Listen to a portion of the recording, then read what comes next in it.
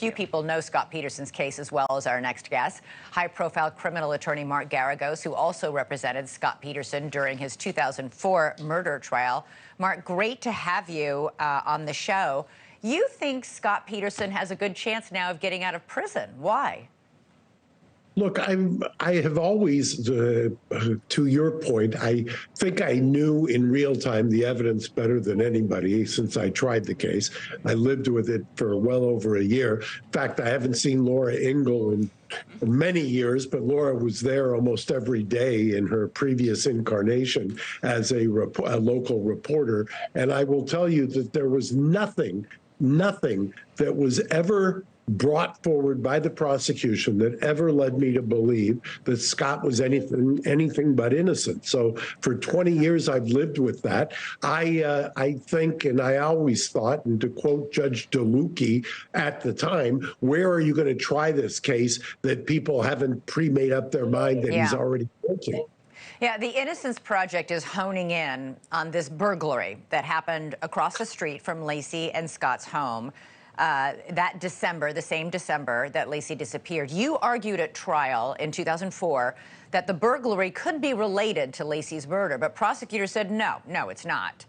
The burglary happened, the prosecutor said, 2 days after Laci vanished. The Innocence Project argues that burglary actually happened on Christmas Eve and that Laci was killed because she witnessed it. Is that what you've always believed? Well, I will tell you that up until the day that he was convicted, we had always suspected that the burglary across the street had something to do with it.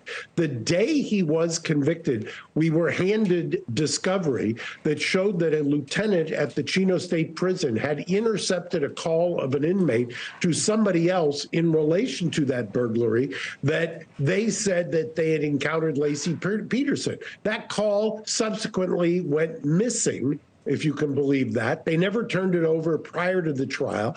And I will tell you that they always took the position, Modesto PD, that it happened 2 days later. Well, ask your friend Laura, who's sitting there, what that scene looked like on that street 2 days later. No, that street was about 30 feet wide, and it was engulfed by reporters, camera crews, and trucks. Yeah, but does that make sense, Mark? Why would two house burglars kidnap and murder an 8-month pregnant woman? It's a massive escalation in crime.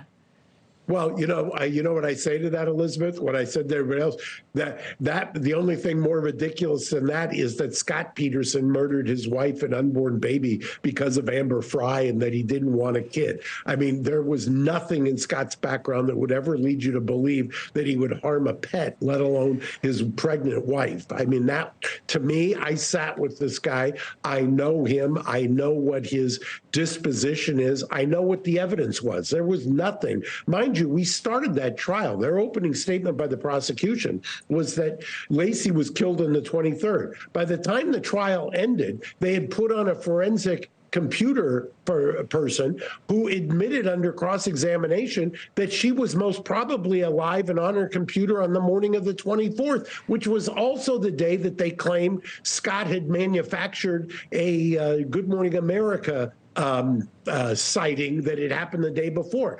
This was a complete collapse of the evidence, but what they did have, Elizabeth, is they had what I call the character assassination block, which is that he participated in that, Mark. He was having an affair, cheating on his pregnant wife. He was lying to the wife. He was lying to the mistress, calling her from his wife's funeral when saying that he was calling from Paris. I mean, can I tell you why? He was prescient in the sense that he knew the minute Amber came forward that all eyes would turn on him and they would stop searching for Laci. I mean, if there was ever a motive to lie, and by the way, he would not be the first adulterer who has lied to his wife or lied to his mistress, but that's a far leap to take somebody to murder, and nobody has ever come up with a cogent theory as to when it happened, how it happened, and how he did it.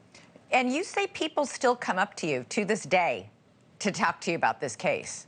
And no matter what, Elizabeth, I can sit there and I've often said the biggest mistake I made was joining with the prosecution and not having cameras in the courtroom, because no matter what I tell somebody about the evidence, no matter what urban legend they know about this case, they always default, especially white professional women, to, I had a boyfriend like him once and I know that he could have done it. So therefore, I don't care. It's visceral and I know he's guilty. That is the basis upon which Scott is sitting in a prison right now in California. All right, well, to be continued. We'll see if your prediction comes true that he'll be out soon. Mark Geragos, great to talk to you. Hope you'll come back.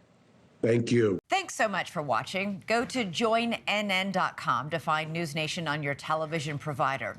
And don't forget to click the red subscribe button below to get more of NewsNation's fact-driven, unbiased coverage.